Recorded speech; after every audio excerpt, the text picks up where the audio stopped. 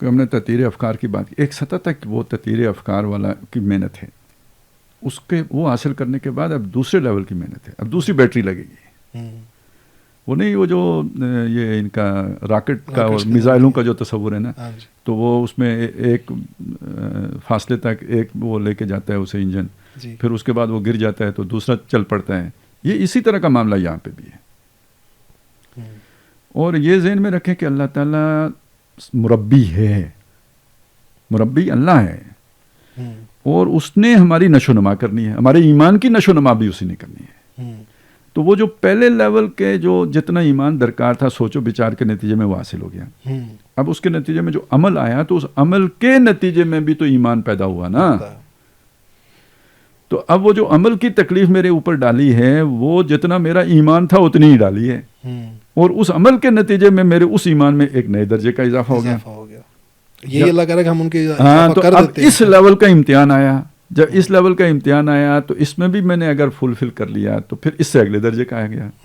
اولئک الذین امتحن اللہ قلوبہم للتقوی, وہ جو نبی کی عزت کرتے ہیں ان کے آگے آواز بلند نہیں کرتے, ان کے دلوں کو تقوی کے اس سفر میں امتحان میں ہم نے انہیں پسند کر لیا ہے, یعنی تقوی کے امتحان کے لیے چن لیا ہے. تو یہ امتحان درجہ بدرجہ ہوگا, سٹیپ بائی سٹیپ ہوگا, اور نیکسٹ سٹیپ پہلے سٹیپ سے بڑا امتحان ہوگا. لیکن پہلے سٹیپ پہ آپ رک جائیں کہ ابھی میں اس درجے کا ایمان حاصل کر کے پھر وہ والا جو ہے نا کام کروں گا, تو یہ تو رک گیا, سلسلہ ہی رک گیا. تو یہ جیسے ایمان کے نتیجے میں عمل پیدا ہوتا ہے تو اس عمل کے نتیجے میں ایمان بھی پیدا ہوتا ہے, ایمان میں اضافہ ہوتا ہے, اضافہ ہوتا ہے. ٹھیک ہے. اب یہ قرآن مجید میں جیسے ایک طرف تو یہ ہے نا کہ آپ نے وہ والذین جاہدوا فینا لنہدینہم سبلنا, وہ ہم نے اس کو افکار کے ساتھ جوڑا ہے. اب وہ قرآن مجید کی آیات سے بھی ایمان بڑھتا ہے. وَإِذَا تُلِيَتْ عَلَيْهِمْ آیَاتُنَا زَادَتْهُمْ ایمانا. ٹھیک ہے, سچویشن سے بھی ایمان بڑھ جاتے ہیں کہ جب اہل ایمان نے وہ دشمنوں کے لشکر دیکھے تو وہ جو منافقین تھے تو انہوں نے کہا ما وعدنا اللہ ورسولہ الا غرورا. وہ یہ جو سچے تھے, رجال صدقوا ما عاہدوا اللہ علیہ, جو اللہ سے انہوں نے عہد کیا تھا اس کے ساتھ جو سچے تھے اور مخلص تھے, تو ان کا معاملہ کیا ہوا؟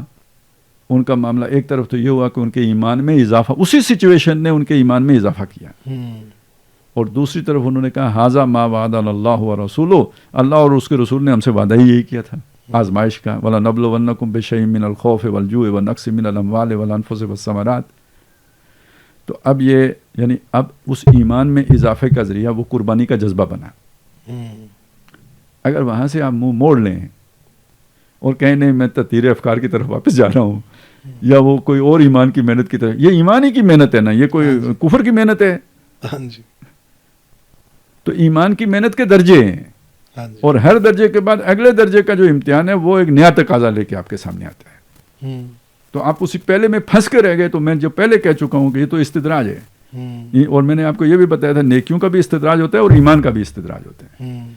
آپ کو اسی میں نیلی پیلی روشنیاں نظر آ گئی, آپ اس کی لذت میں جو کھو گئے.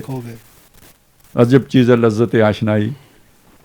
تو یہ تو اصل میں تو جو نبی صلی اللہ علیہ وسلم سے جو کہا گیا یا ایھا المزمل قم اللیل الا قلیلا, تو اس کی بھی ایک مطلب رات کو اللہ کے سامنے کھڑے ہو کے جو کچھ بھی ہوتا ہے تو وہ کتنی وہ ہوگا. لیکن اگلی صورت میں کیا کہا, یا ایھا المدثر قم فانذر.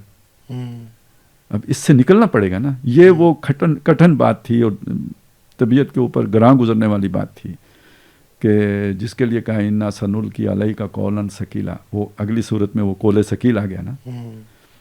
تو اب اصل میں یہ ایک علیحدہ مضمون ہے پورا ہے, لیکن چلیں تو ایک واقعہ سنا دوں. شاید وہ علامہ اقبال نے بھی کوٹ کیا ہوا ہے. کوئی بڑے ولی اللہ تھے ہندوستان میں, ابھی وہ پتہ نہ کون کیا نام ہے, خیر ان کا واقعہ آتا ہے کہ وہ گئے, یعنی انہوں نے یہ بات کہی کہ نبی صلی اللہ علیہ وسلم عرش پر گئے, معراج پہ اللہ سے ملے اور واپس آ گئے. خدا کی قسم اگر میں جاتا تو کبھی واپس نہ آتا. اب جس بندے کو وہ لذت آشنائی حاصل ہو گئی ہو تو وہ اٹھ کے دنیا کی کام کی طرف اسے تو رغبت نہیں ہوتی. اور جدھر آپ جائیں تو آگے سے لوگ ٹھٹھے اڑائیں, مذاق کر رہے ہیں, وہ آپ کہیں ہاں جی کیا بات کی ہے, تو اس طرف تو جانے کو بالکل طبیعت مائل نہیں ہوگی. تو اگر ایسا ہی ہو کہ آپ کے اوپر طبیعت غالب آ گئی اور وہ جو ڈیمانڈ آف ٹائم ہے اس کی طرف آپ نہیں لپکے ہو جو وقت کی پکار ہے، تو پھر یہ ہے کہ جی آپ کا جو ہے نا وہ یہ والا ایمان آپ کا استدراج بن گیا ہے جس میں آپ پھنس گئے ہو۔ اچھا، اب آگے دوسری چیز کی طرف کہ عمل کی طرف بڑا زور ہے اور ایمان کی طرف نہیں ہے، تو پھر بہرحال عمل کے لیے کوئی نہ کوئی موٹیویشن تو درکار ہوتی ہے، اس کے بغیر تو عمل ہوتا نہیں۔ تو اگر ایمان پر بالکل سرے سے ہی زور نہیں ہے اور اتنے بڑے بڑے اعمال کی دعوت دی جا رہی ہے، تو پھر آپ سمجھ لیں اس کے لیے کوئی نہ کوئی نقلی جذبہ بھی پیدا کیا گیا ہوگا، اور عام طور پر وہ کیا جذبہ ہوتے ہیں؟ قوم پرستی کا جذبہ ہوتا ہے۔ مسلمان، ہم مسلمان، پہلے زمانوں میں یہ تھا کہ بیر ظلمات میں دوڑا دیے گھوڑے، مطلب ہماری ایک عظمت رفت تھی نا وہ، تو اس عظمت کا جوش ہوتا تھا، اس میں بھی ہو جاتا تھا۔ فی الوقت مظلومیت کا جوش دلاتے ہیں، وہ دیکھو بھائی فلسطین میں کیا ہو گیا، دیکھو بھائی افغانستان میں کیا ہو گیا، یہ بچہ مارا گیا، یہ عصمت دری ہو گئی، تو موٹیویشن تو ساری ہم اس سے لے رہے ہیں۔ ایون تحریکی یا جماعتی زندگی کے اندر وہ جماعت کی اپنی ہسٹری ہوتی ہے، وہ خود ایک پرائڈ بن جاتی ہے، وہ پرائڈ بن جاتی ہے، تو موٹیویشن تو ساری اس سے لے رہے ہیں۔ تو اگر آپ ایمان پہ زور نہیں دے رہے ہیں تو کسی ری ایکشن کو موٹیویشن بنا رہے ہیں، تو پھر برکت کدھر سے آئے گی؟